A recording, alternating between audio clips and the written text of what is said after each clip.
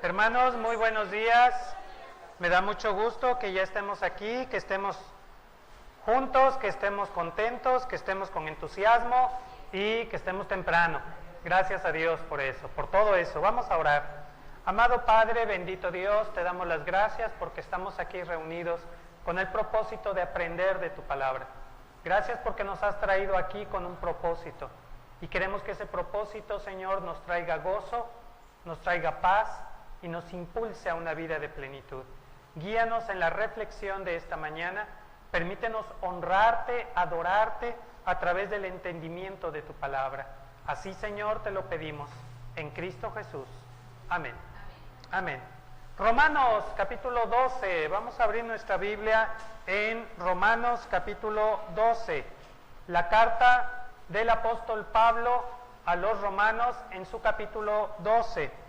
La semana pasada, en la predicación, vimos la importancia de entender lo que leemos, lo que cantamos, lo que hacemos.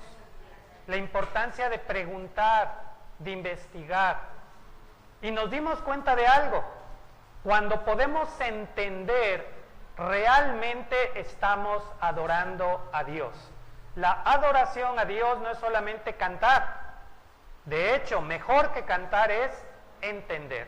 Y hoy vamos a concentrarnos en este pasaje. Romanos capítulo 12 es un pasaje que hemos leído muchas veces aquí en Paz Divina, que lo hemos explicado muchas veces, así que yo creo que nos vamos a ir rapidito porque no hay mucho que ampliar, yo supongo, pero es palabra de Dios y la palabra de Dios siempre es viva y eficaz. Si es viva significa que siempre va a tener algo nuevo que decirnos. Eficaz significa que va a ser oportuna a nuestra necesidad del día de hoy.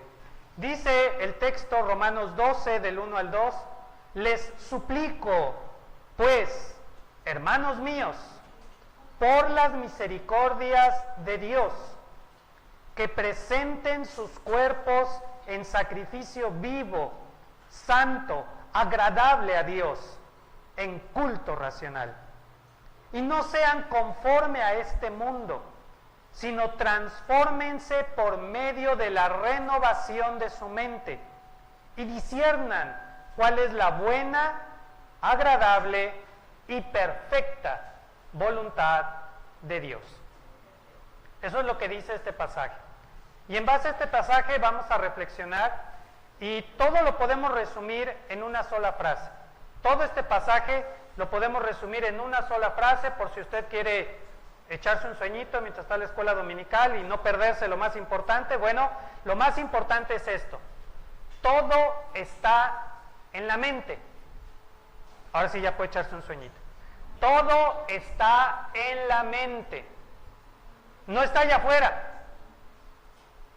El problema, las dudas, el éxito, la paz, la plenitud no están allá afuera. Todo está aquí en la mente. Si yo tengo todas las cosas materiales que puedo desear en la vida y mi mente está mal, de nada sirve. Si ante el mundo yo no he logrado los éxitos ni tengo las cosas que el mundo dice que debo de tener, pero mi mente está bien, entonces no las necesito.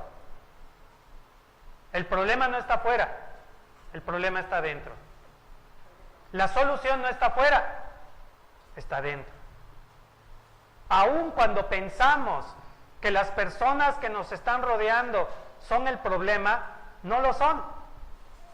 Soy yo el que con mi forma de pensar estoy forjando mi manera de vivir, estoy sembrando y cosechando lo que yo mismo hago y estoy atrayendo hacia mí y alejando de mí a diferentes tipos de personas y situaciones. Todo está en la mente. Pero vamos a verlo paso por paso. Así pues, cada uno tiene diferente traducción y es muy bueno que tengamos diferentes traducciones de la Biblia.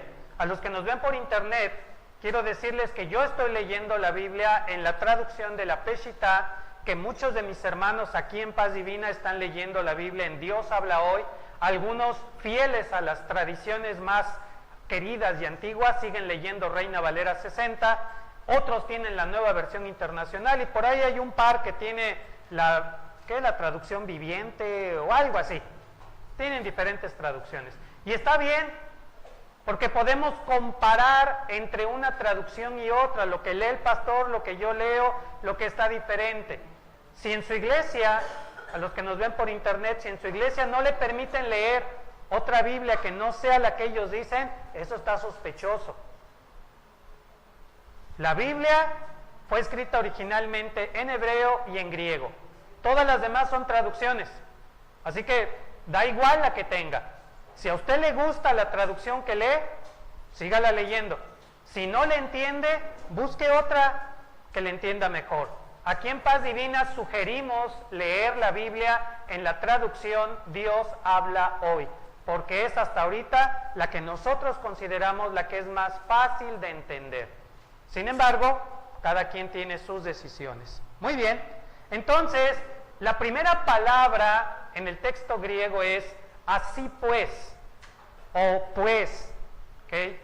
Y esta palabra, así pues, o ya que, está conectando todo lo que se dijo en los 11 capítulos anteriores con esto.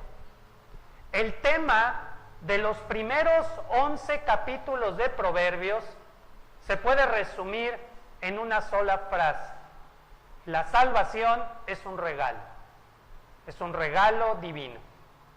Si no quiere leer todos los 11 capítulos de Romanos, bueno, en resumen, la carta a los Romanos en sus primeros 11 capítulos dice que la salvación es un regalo que Dios nos da. La salvación no es algo que los judíos logran porque tienen el privilegio de cumplir la ley de Dios y la cumplen a pie juntillas y por eso se merecen la salvación. Pablo dice, no es cierto, porque ni la cumplimos ni ayuda la ley. Los paganos que nunca conocieron la palabra de Dios, que nunca conocieron la ley de Dios, pero que en su conciencia determinan lo que es bueno y lo que es malo y hacen lo que es bueno, Dios les otorga la salvación. Porque la salvación es un regalo que Él da. Incluso Pablo se atreve a decir, usando el ejemplo del barro y el alfarero, cuando el barro le ha preguntado al alfarero, ¿por qué me haces de esta manera? ¿No tiene el alfarero potestad sobre el barro para decidir qué hacer? Dice, así Dios ha decidido hacer, en términos más mexicanos, ha decidido hacer lo que le da la gana. Y si Dios ha querido salvarnos, ¿quién puede decir que no? A veces nos pasa. Ay, pero ¿cómo va a ser posible que esta persona vaya a ser salva? Si mírala, si yo la conozco de toda la vida, es chismoso, mentiroso, borracho y le pega a su mujer y todo. ¿Y cómo va a ser salvo? No, salvo yo, que desde chiquito estoy en la iglesia y esto, el otro. Eso es querer justificarse por sus propios méritos. Y cuando yo evalúo a una persona desde mis logros y lo evalúo inferior a mí, ya estoy mal. Qué bueno que yo he sido bueno. Lo que sembré lo voy a cosechar. Y si aquel pobre hombre ha llevado una existencia tan trágica y ahora tiene la oportunidad de encontrar el Evangelio, ¿qué debemos hacer? Aplaudirle, ¿verdad? Bravo, qué bueno, ¿verdad? Cuando alguien te diga, oye, es que esa persona es bien mala onda, pues qué bueno que está aquí. No digan ojalá, ¿verdad? Pero digan, Dios quiera que la palabra penetre en su ser y lo transforme y experimente una hermosa transformación de vida. Así, la primera parte de Romanos nos dice que el regalo de la salvación es posible para todos nosotros. Y que esa salvación nos brinda el perdón, nos sana, como lo vimos en esta semana en los grupos de discipulado. Somos sanos por la palabra de Dios. ¿Vamos bien hasta aquí? Así pues, os ruego, citando Reina Valera 60 más o menos, así pues, os ruego, Romanos capítulo 12, los que van llegando, bienvenidas, Romanos capítulo 12, así pues, os ruego, ¿Quién escribió esto? Pablo. ¿Y quién era Pablo? Pues Pablo, ¿verdad? Fariseo, todo eso, ¿verdad? ¿Cómo empieza sus cartas? Pablo, apóstol de Jesucristo. También era siervo de Dios. Apóstol de Jesucristo. Apóstol. O sea que tiene autoridad. Pablo sabe que tiene autoridad. Y Pablo escribe que él es apóstol poniéndose al mismo nivel de los apóstoles, Pedro, Juan y los demás. ¿Cómo debió de haber escrito esto? Así pues, les demando, les exijo, les ordeno. Pudo haber escrito así. De hecho, era un líder. Ahora hasta coach les dicen. ¿Y qué escribió? Os ruego. Ya desde ahí tenemos que entender la diferencia entre aquella época y el día de hoy. Está de moda en los últimos años de que a los pastores ya no les digan que les digan pastores porque todo el mundo es pastor. Entonces ahora se llaman profetas, siervos y algunos hasta ungidos y otros hasta apóstoles, ¿verdad? Y obviamente tienen más autoridad. Y luego se puso de moda en los últimos años que hasta se llaman coach, ¿verdad? ¿Y qué es un coach? Y ya después pues son los que entrenan, ¿verdad? ¿Y cuándo vimos en la Biblia eso? No está en la Biblia, no existe ese concepto. Pablo no exige, Pablo no ejerce autoridad. ¿La autoridad de quién es? De la palabra, de Jesús, de Dios, de la palabra. La autoridad está en la palabra, ¿ok? El pastor, llámese pastor, apóstol, profeta o como le quiera llamar, es un servidor de Dios. Es un embajador, representa a Dios, pero él no tiene autoridad por sí mismo. La autoridad viene de la palabra. Y Pablo nos ruega, hermanos, les ruego, les suplico. Y este ruego viene de dos situaciones. Una, de la convicción absoluta de que lo que les va a decir es la verdad y que deben de prestar atención a ella. Y segundo, lo hace como un ruego porque Pablo entiende esta hermandad. Soy el maestro, soy el predicador, pero somos hermanos. Y esta hermandad hace que yo no deba de exigirles, sino rogarles. Los que van llegando, Romanos capítulo 12. Romanos capítulo 12. Así pues, os ruego, hermanos míos. Hermanos míos. El ruego tiene relación directa con la siguiente palabra. Hermanos míos. Mis hermanos. Pablo ve a los miembros de la iglesia como sus hermanos. Somos hermanos. Somos hermanos en Cristo Jesús. Somos una sola familia.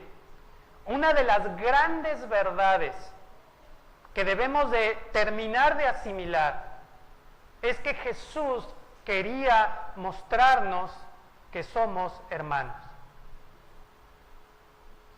Y en realidad, todos los seres humanos somos hermanos. Vayámonos primero a la ciencia. Si nos hacemos una prueba de ADN mitocondrial, quién sabe cómo sería eso, ¿verdad? Pero si nos hacemos una prueba de ADN mitocondrial, usted y yo, y usted también, descubriríamos que nuestra tatarabuela es la misma. La tatarabuela de usted y de ti también, y mía, es Eva, comprobado científicamente. Después resultó que también todos somos del mismo papá, Adán. Eso ya está comprobado.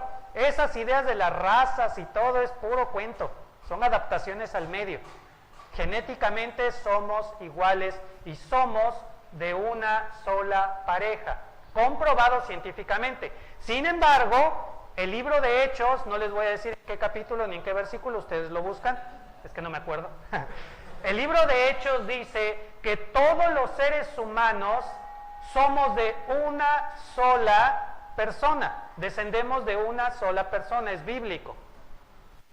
Es cierto, hay gente allá afuera que no quiere ser familia y que parece que rechaza la familia, ¿verdad? Y que no nos ve como hermanos, pero ese es otro problema. Y de hecho ese es el problema básico del ser humano. Desde que somos pequeños empezamos a jugar un muy peligroso juego, el de ponernos etiquetas que nos dividan, que nos separen. Yo soy hombre, tú eres mujer. Yo soy listo, tú eres tonto. Yo soy rico, tú eres pobre. Ay, ¿por qué no lo hace al revés el pastor, verdad?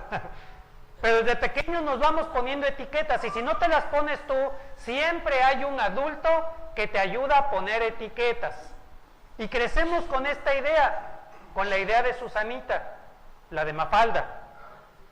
Hay de iguales a iguales, no todos somos iguales. Mafalda le decía que todos los seres humanos somos iguales y Susanita decía, no, espérate, ¿cómo vamos a ser igual los que vimos el sol bajo, no me acuerdo qué signo del zodiaco, que el resto de los demás? Esas diferencias nos han perjudicado.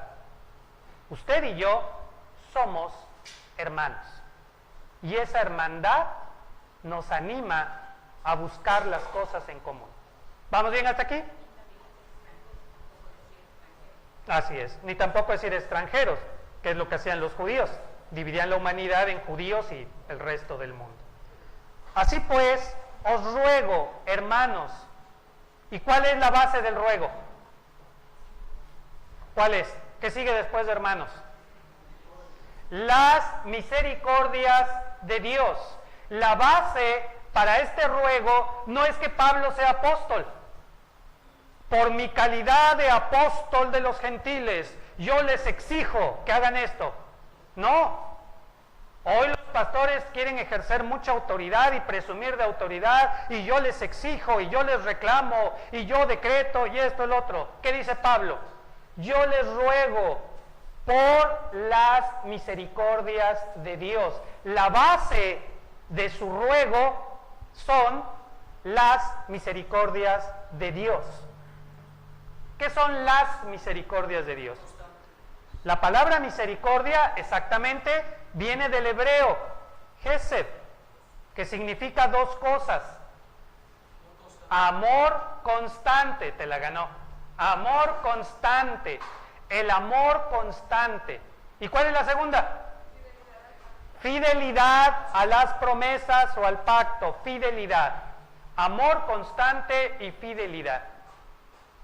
No me gusta la palabra misericordia, porque no expresa todo el significado del concepto hebreo. Es más, puede incluso hasta confundirse. Entonces, me gusta más cambiar la palabra misericordia por amor constante y fidelidad. No sé si hay una palabra en español que defina todo eso, pero si la hay, úsela. En mis traducciones yo procuro cambiar la palabra misericordia por amor constante y fidelidad, o amor y fidelidad. Pero el énfasis está en que habla de un amor que no cambia, un amor constante. Y un amor que no cambia es aquel que no está determinado por lo que haga la otra persona, sino por la actitud que uno tiene. Hesed es la descripción de nuestro amado Padre como aquel que ama de una forma constante. El amor que nuestro amado Padre tiene por nosotros es el mismo. Hagamos lo que hagamos, digamos lo que digamos y suceda lo que suceda. Y sobre esa base tú puedes construir toda tu vida. No importa lo que pase en este mundo, no importa todas las variables que hay alrededor.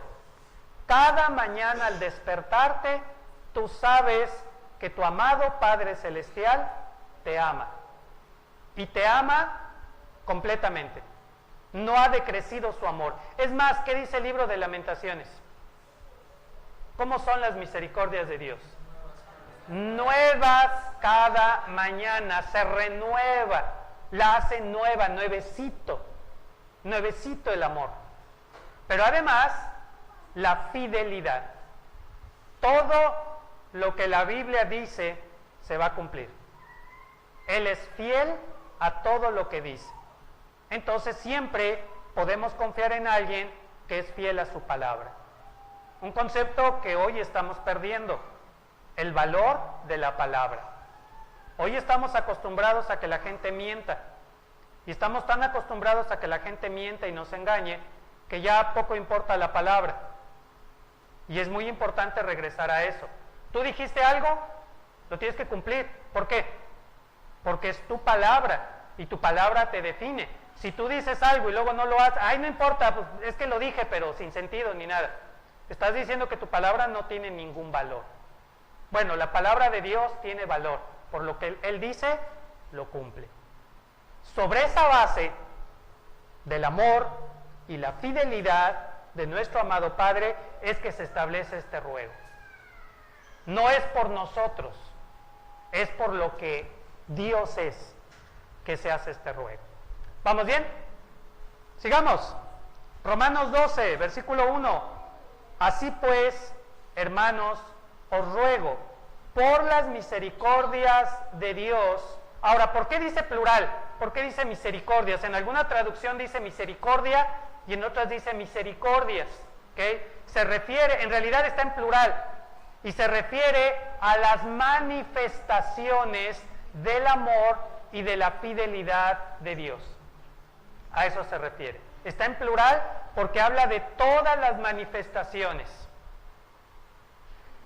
¿Cuántas manifestaciones del amor y la fidelidad de Dios has experimentado en tu vida? Muchas, muchas. Piensa, ¿cómo Dios ha manifestado su amor en tu vida, en la vida de tus seres queridos? ¿Cómo Dios ha mostrado su fidelidad en ti, en tus seres queridos?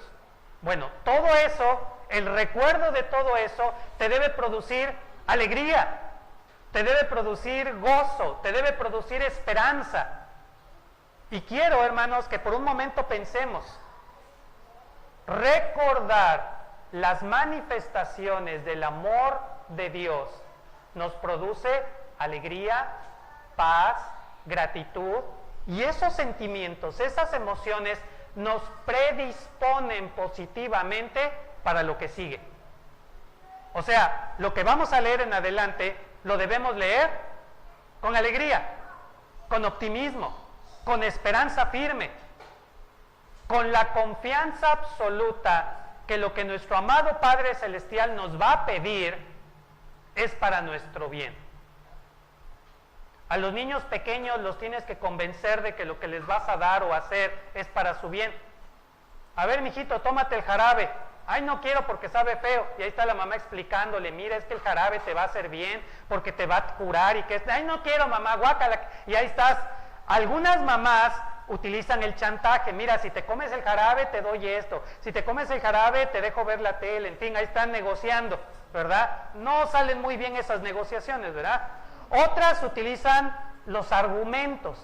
Mira, mijito, esto te va a curar, te va a sanar. Y se ve realmente muy tierna la mamá explicándole a su niño de 2 años, ¿verdad? Los beneficios químicos y biológicos de la medicina que le va a dar, ¿verdad? Y otras mamás, las mamás tradicionales, que no deben pasar de moda, te lo tragas porque yo digo, y para adentro, órale, ¿cómo que no? ¿Verdad? Y no hay dulce, órale. Y su nalgada por hacer berrinche, para que tenga motivo para llorar. Bueno, el caso es que se tome el jarabe. Muy bien. Pablo pudo haber utilizado algunos de estos argumentos. O hacen caso a lo que digo, o el fuego del infierno arderá alrededor de ustedes. Pudo usar ese argumento. Pudo haber dicho, van a hacer lo que yo les digo porque yo soy su apóstol y fui nombrado apóstol para cuidar de ustedes y tremenda carga ha sido cuidar de ustedes. Bueno, eso ya agregado, ¿verdad? Pudo usar ese argumento. Se proyectó el pastor, ¿verdad? ¿Qué argumento usó Pablo? os ruego, por el recuerdo de todo el amor y la fidelidad de nuestro amado Padre. Está utilizando el más tierno, el más hermoso, el más dulce de todos los argumentos. Pablo le está hablando a los hermanos como un papá le habla a sus hijitos, con ternura, con cariño. Es hermosísima la forma en la que Pablo le habla. Y esto va para los que nos ven por internet. Ojalá haya más pastores que puedan hablarle a su iglesia con la ternura con la que un papá le habla a su, o con la que un abuelo le habla a sus nietos. Porque luego el papá no es tan tierno, ¿verdad? Pero ya el abuelo ya ve las cosas de otro modo. Ojalá podamos cambiar esos conceptos, dejar de estar espantando a la gente con el fuego del infierno y con los castigos y con los tormentos y todo. Háblales del amor de Dios, háblales de la bondad de nuestro amado Padre. Muy bien, ¿vamos bien? ¿Todos contentos? Ahí va la petición. Presenten sus cuerpos en sacrificio. Ya no nos gustó, ¿verdad? Bueno, subraya la palabra sacrificio para que veas cuál es el centro de todo esto. Sacrificio vivo, santo, agradable a Dios. Sacrificio. Subrayen en su Biblia la palabra sacrificio para que cada vez que la vean sepan que ese es el punto del que estamos hablando. Sacrificio. Pero primero comencemos con la palabra presentarse. El ruego es que nos presentemos. Cosa curiosa, la palabra presentarse, pues uno podría pensar, mucho gusto, me llamo Javier, mucho gusto, ¿verdad? Eso es presentarse, ¿verdad? Las palabras en la Biblia tienen su propio contexto. Cuando las sacamos de contexto, hacemos que digan otra cosa. Y es importante regresar al contexto. La palabra presentarse describe lo que hacía una persona cuando llegaba al altar de los sacrificios. Fíjense, si la sacamos de contexto ya, aunque el propio contexto de Romanos 12 sí luego nos hace pensar, a ver, un sacrificio, pues ¿dónde se presentaban los sacrificios? En el altar de los sacrificios. A lo mejor por eso se llamaba el altar de los sacrificios, ¿verdad? Porque ahí se presentaban los sacrificios. Entonces sí está hablando de ese altar. ¿Sí se ubican dónde estamos? ¿En el Salón Venecia, en Ciudad Madero? No. En el tabernáculo, en la tienda de reunión, diseñada en el monte Sinaí, al entrar, era una carpa, como una carpa de circo, pero no era redonda, sino rectangular, y estaba cercada por una cerca de lonas. Eran postes, y entre los postes se ponían lonas. No había malla corla, entonces usaban lonas, ¿verdad? Y se creaba un patio, y entonces la gente entraba a ese patio, y lo primero que veía era un asador grandototote. Un asador, o sea, donde se pone fuego, bueno, material incandescente, ¿sí se llama material? Madera. Se quemaba esa madera, había fuego, y luego venía una reja, ¿verdad? Una parrilla donde se ponía la carne o cualquier otra cosa para ser quemada. ¿Okay? Era como un asador grandototote. Bien, ese era el altar de los sacrificios. Y la palabra presentarse habla del momento en el que una persona llegaba con su ofrenda, que por cierto esta ofrenda era voluntaria, una palabra que se repite muchas veces en Levítico y que después se les olvidó hasta a los mismos judíos, porque después los judíos la convirtieron en ¿qué? Negocio y obligatoria. La ofrenda es obligatoria y es un negocio. Fíjense, ¿cuál es el negocio? En Levítico dice la Biblia que de lo que tú produzcas traigas una ofrenda voluntaria a Dios, ¿verdad? Es voluntaria, o sea, no estás obligado. Es ofrenda. Ofrenda es una muestra de gratitud. Yo me dedico a criar gallinas, tengo mis gallinas y todo, ¿verdad? Entonces cada año pues llevo una gallina porque es de lo que vivo y la ofrezco a Dios. Yo tengo ovejas, me dedico a criar ovejas, pues yo llevo una oveja, ¿verdad? Yo fabrico autos, pues le tengo que llevar un auto, ¿verdad? Esa era la idea, de lo que tú trabajabas es lo que le llevabas a Dios, pero era voluntario y era una expresión de gratitud. ¿Okay? ¿Qué hizo la religión judía? Lo convirtió en algo obligatorio y después lo convirtió en un negocio, ¿verdad? Porque yo llegaba con mi gallina, ¿verdad? ¿Y qué me decía el sacerdote? No, esta gallina está re fea, ¿cómo le vas a entregar esto a Dios? A Dios se le entrega algo puro, apartado de toda enfermedad y contaminación. Esta gallina está toda enferma, está loca y todo eso, ¿verdad? No, esta gallina no sirve. Pero mira, casualmente aquí hay un mercadito y allí venden gallinas kosher. ¿Qué significa kosher? Puro, puro. Kosher originalmente significaba puro, listo para presentarse en el altar. Después lo convirtieron en su comida, comida kosher. Los judíos comen comida kosher, o sea, comida pura, que no está mal, porque es muy sana. Bueno, entonces yo iba y cambiaba mi gallina por una gallina kosher, pero resulta que mi gallina, aquí voy a dar números completamente artificiales, soy como aquel que no sabe cuánto cuesta el kilo de tortillas, y no sé cuánto cuesta el kilo de tortillas, ¿verdad? Entonces hagan de cuenta que yo llegaba con mi gallina y, oiga, ¿cuánto me da por mi gallina? 20 pesos. Oiga, pero si cuesta 50, 20 pesos si quiere. No, pues ahí está, 20 pesos. Ahora deme una gallina kosher, 100 pesos. Oiga, pero si cuestan 50, sí, pero esta es kosher. 100 pesos. Pues ahí me tienen comprando mi gallina kosher, ¿verdad? Para ofrecerla. Lo chistoso es que cuando le toque llevar su gallina, ¿verdad? Va a terminar comprando en 100 pesos, ¿cuál gallina? La que yo vendía en 20 pesos, sí, nomás le ponían el sellito y ya, vámonos. Pues si ese era el negocio. La religión hace que tu acceso a Dios sea un negocio rentable. Ya estoy dando ideas, ¿verdad? Pero fíjense lo que dice este pasaje. Preséntate. Presentarse ante Dios era lo que hacía una persona cuando traía su ofrenda y se presentaba ante el altar de los holocaustos. Entregaba su ofrenda. Según Levítico, según el libro de Levítico, la persona en persona, personalmente, tenía que poner la ofrenda en el altar.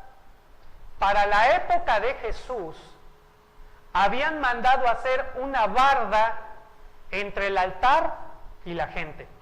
La gente llegaba hasta una puertecita que estaba en unos escalones, o sea, tú tenías que entregar la ofrenda así, y los escalones quedaban en alto. Y el sacerdote recibía tu ofrenda y cerraba la puerta. Tú tenías que confiar en que el sacerdote iba a poner tu ofrenda en el altar, aunque yo sospecho, y perdónenme por mi, ¿cómo se le llama? Mis malos pensamientos, ¿verdad? Pero yo tengo la idea de que el sacerdote decía, ¿y para qué la quemo? Mejor la mandamos al mercadito y a esa misma gallina de 20 pesos, pues después de que Vale la compró en 100, la regreso al mercado y cuando le toque a Pedrito comprarla, otros 100 pesos. Digo, para la causa del sacerdote, ¿verdad? Lo que sí sabemos por escritos de los romanos es que en la época de Jesús, la gente más rica de Palestina eran los sacerdotes. Los sacerdotes era una clase social que tenía su propia colonia y tenían un nivel de vida que competía con las familias más ricas de Roma. No me crean, búsquenlo en la literatura romana. Los romanos se quedaron con la boca abierta de ver en esa polvorienta región, según ellos, casi al final del Imperio Romano, encontrarse a los sacerdotes viviendo con los mismos lujos que las familias más ricas de Roma. O sea, ¿cómo le hacen estos? ¿De qué viven? No, pues nomás de la religión. Los romanos decían, no, hombre, esto es el negociazo. Y de hecho, esos sacerdotes negociaron con las autoridades romanas y cada procurador romano que llevaba, pues le daban su buena tajada y tú no viste nada, a nosotros déjanos gobernar. Era el negocio perfecto. Pues bien, Eso era ese concepto de religión. Cuando la persona, personalmente y en persona, entregaba su ofrenda al altar, ¿qué creen que hacía? Oraba. Todo este relajo, todo esto que les expliqué era para eso, para orar. Esta persona entendía que esta ofrenda, esa gallinita, ese cordero o esas papas, a lo mejor me dedico a sembrar papas, pues le traigo unas papas a Dios, ¿verdad? Las ofrezco en el altar y se van a quemar. ¿Cómo se le llamaba a esa ofrenda que se quemaba? Holocausto. Holocausto significa totalmente quemado. ¿Okay? Holocausto es algo que se quema por completo. La idea que tenían, fíjense, no andaban tan mal, la idea que tenían es que esa materia, el fuego, la transformaba para que pudiera llegar a Dios. Ningún judío pensaba que Dios iba a recibir la gallina físicamente y se iba a hacer un caldo de... Claro que no. Entendía que eso iba a cambiar su forma. Y ellos, cuando veían el humo subir al cielo, ellos elevaban su oración. Porque ellos entendían, y nosotros también debemos entender, que no debemos hablar con nuestro amado Padre sin traer un motivo de gratitud. ¿Qué dice el Salmo 100? Entrad por sus puertas con quejas y regaños. ¿Cómo entraste, mis amados hermanos, los más pequeños, los menores de edad? ¿Cómo entraste a este templo? Con regaños y jalones de orejas, ¿verdad? Y cuidadito y te portas mal y todo, ¿verdad? Y zapes, ¿verdad? ¿Cómo debemos entrar? Entrad por sus puertas con acción de gracias. ¿Saben por qué nuestros hermanos cuando llegan aquí a Paz Divina no entran luego, luego? ¿Saben por qué se quedan afuera unos minutos? Están dando gracias a Dios. Señor, gracias porque llegamos con bien, gracias porque te vamos a adorar. Y ya que dieron gracias, se les ilumina una sonrisa en su rostro, abren la puerta y entran con acción de gracias. Claro, algunos entran, y órale, y entran, y cuidadito, y te veo haciendo, porque ya verás cómo te va. Pero la mayoría entramos con gozo. Eso ya está para pensar. ¿Cómo entramos nosotros hoy aquí? ¿Cómo deberíamos de entrar aquí? Es un salón de eventos. Allá afuera dice que es un salón de eventos. Somos nosotros los que lo hemos consagrado para adorar a nuestro amado Padre. Nosotros lo hemos consagrado. Nosotros lo hemos convertido en un lugar santo. Si nosotros no le damos esa seriedad, ¿quién se la va a dar? Y a tu niño, el más pequeño, tienes que enseñarle. Al entrar a ese santuario, solo debes pensar en motivos de gratitud, nada más. Son solo 2 horas. Si tú eres melancólico, pesimista y no estás pensando en el fin del mundo, puedes seguir haciéndolo, pero estas 2 horas que estamos aquí son solo 2 horas. De las 24 horas que Dios nos pidió que guardáramos, solo le guardamos 2. Bueno, que sean de calidad. 2 horas solo pensando en motivos de gratitud. ¿Amén? Amén. Preséntate. Preséntate significa ora a Dios con gratitud. Al presentarse la persona, lo que hacía era dar gracias a su amado Padre y hablar con Él. Después de la gratitud, regularmente, ¿qué venía? La confesión.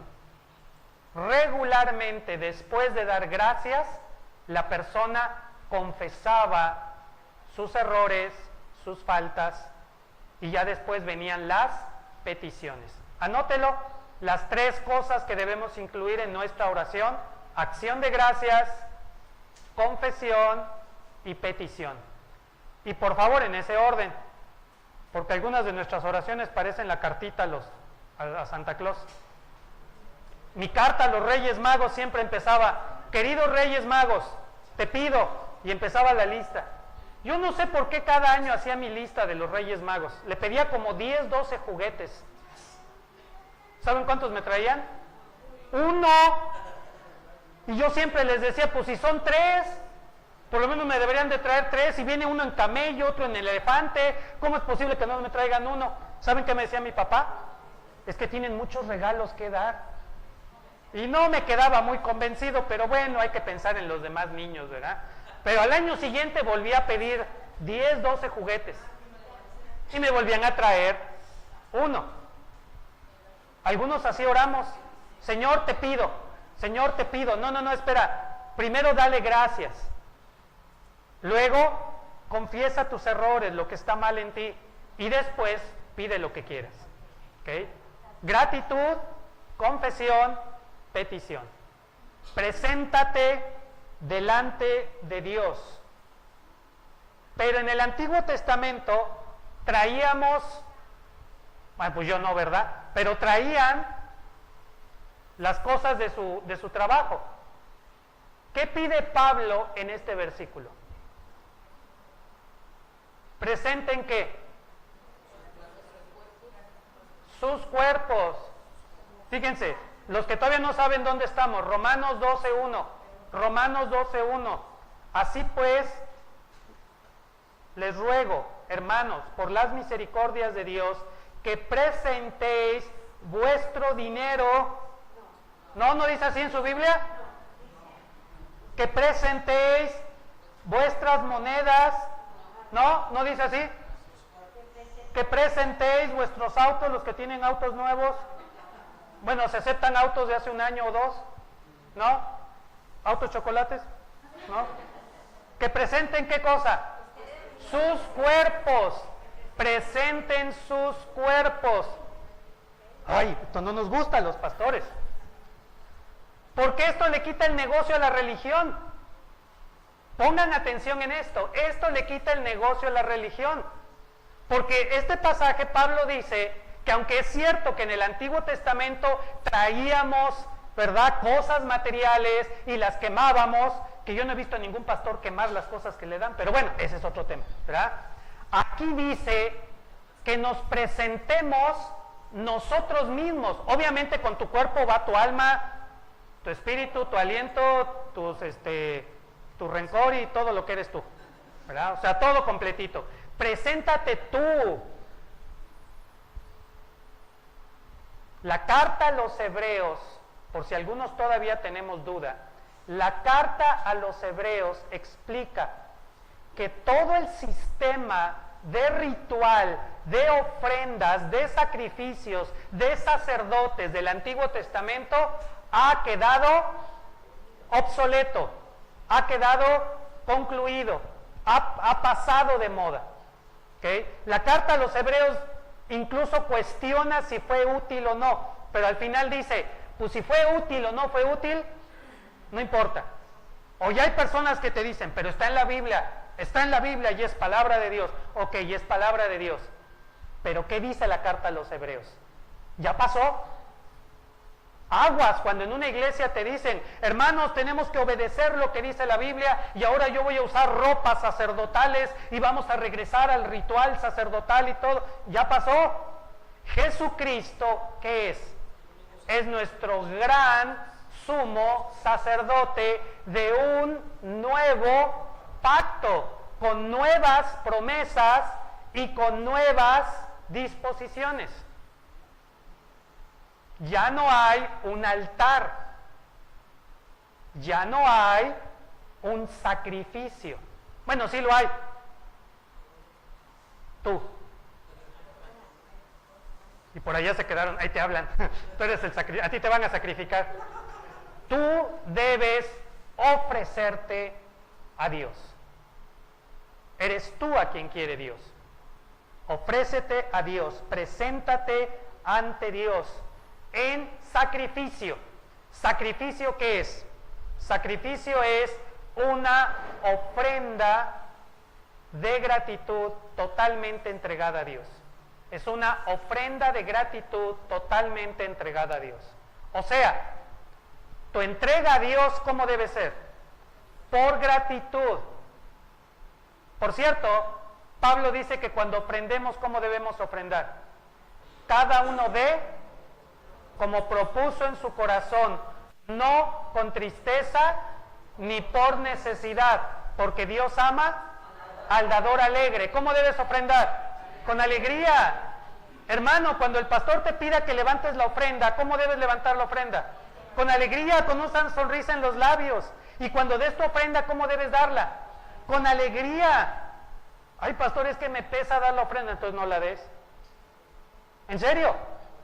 No des con tristeza, ni por necesidad. Yo nunca entendía eso. ¿Cómo que por necesidad? O sea, yo voy a dar porque necesito. Gracias a nuestros hermanos del Evangelio Dorado, ¿verdad? Entendí a qué se refería. Son esos hermanos que dicen, ¿quieres que tu negocio te vaya bien? Siembra por fe, da una ofrenda de fe y Dios te va a prosperar, ¿verdad? Entrégale algo a Dios y Dios te va a dar 10 veces eso. Y ahí vamos los cristianos. La mitad del cristianismo fue seducida por su, ¿cómo se le llama cuando quieres cosas materiales? Ambición. Gracias. Qué terrible. Los que nos ven por internet, paren oreja. La mitad del cristianismo fue seducida por su ambición material. Porque cuando estos predicadores decían y prometían que si tú le dabas $1 a Dios, Él te iba a dar $10, ahí van todos a dar su dólar. Hasta 2, chance y me da $20. Eso fue ser seducidos por la riqueza material. Y Jesús dijo, nadie puede servir a dos señores. Nadie puede servir a Dios y a las riquezas. Y fuimos seducidos por eso. ¡Qué terrible! La mitad del cristianismo se perdió ahí. Bueno, lo estamos recuperando. Pero qué fácil fue seducirnos. Tomen nota los que nos ven por internet. Qué fácil fue seducirnos con esas palabras de decláralo, confiésalo, siembra por fe y todo. ¿Por qué no hicimos lo mismo cuando fuimos llamados a la obra misionera? ¿Por qué cuando se nos dijo que apoyáramos a los misioneros y que diéramos lo mejor para la obra misionera y que llegara el evangelio hasta el fin del mundo, ahí dábamos nuestra monedita? Señor, es una monedita, pero la doy con todo mi corazón. Yo nací, crecí en esas épocas, en que las ofrendas en la iglesia eran pocas, eran escasas. De repente llegan estos predicadores y los cristianos estaban dando billetes, no monedas. ¿Qué pasó? Movieron nuestra ambición. Mi pregunta es, ¿y cuando llegue el anticristo? ¿A cuántos va a seducir? Estos no eran anticristo, bueno, yo digo. Algunos de ustedes piensan que sí. Y miren, qué fácil fue seducirnos. Y teníamos la Biblia en la mano, ¿eh? Así que no descuide, cargue su Biblia en la mano, léala, estúdiela, critique. O sea, critique, cuestione la enseñanza, no critique a su prójimo. Pregunta al pastor, pastor, aquí no lo entendí, aquí por qué esto, lo otro. ¿Para qué? Para estar preparados. Muy bien, no vamos a profundizar en el tema hasta la próxima semana, pero si es un sacrificio, es una ofrenda que entregamos a Dios en gratitud. Entrégate a Dios por gratitud. Pero ¿cómo es este sacrificio? Vivo. Ay, gracias a Dios. Vivo. O sea que no vamos a matar a nadie. ¿No? ¿Están seguros? Sí, dice el que sí. ¿Verdad? Algunos ya estaban, ay, qué bueno, vamos a empezar a hacer sacrificios. Y yo ya tengo 2, 3 hermanitos con los que vamos a empezar nuestro nuevo ritual de sacrificios, ¿verdad? Y vamos a poner algunas sacerdotisas, ¿verdad? Que sean las encargadas de traer el cuchillo y empezar a... No, hermanos, es sacrificio vivo. O sea que no hay que matar a nadie. Y tampoco se trata de... Yo ofrezco mi hijo al servicio de Dios, que sea pastor, ¿verdad? Él quería hacer otra cosa, pero no. Va a sacrificarse, va a renunciar a sus más caros y profundos sueños y se va a consagrar a Dios.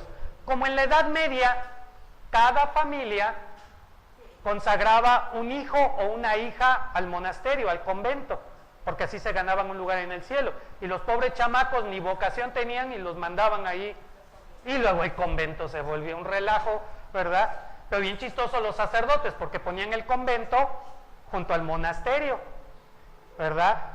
Y cuando en México se empezaron a confiscar los monasterios y conventos y se empezaron a a explorar, descubrieron que habría puertas secretas que conectaban el convento con el monasterio. Para los que no saben, conventos donde van las monjas y monasterios donde van los monjes, y la puertecita era para que convivieran sanamente, ¿verdad? Porque la Biblia habla de fraternidad, entonces fraternizaban, ¿verdad? Un sacrificio vivo significa que tu vida esté consagrada a Dios. Más importante, y fíjense lo que voy a decir, y conste que yo luego les digo que hay que ofrendar para que sigamos rentando el salón, pero lo digo porque está en la Biblia. Más importante que nuestras ofrendas materiales es ofrendar nuestra vida. Ya lo dije, ni modo. De todas maneras, yo sé que cuando ofrendan lo hacen por gratitud. Este teclado fue una ofrenda de gratitud, amén. Ni supe quién lo ofrendó o quiénes lo ofrendaron, pero es una ofrenda de gratitud.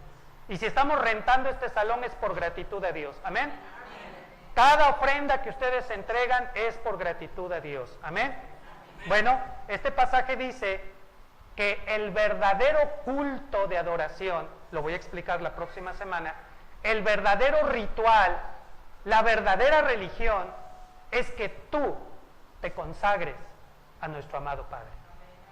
Así como una muchacha se consagra a su esposo, así como un muchacho al casarse se consagra a su esposa, así como tú te consagras al cuidado de tus hijos.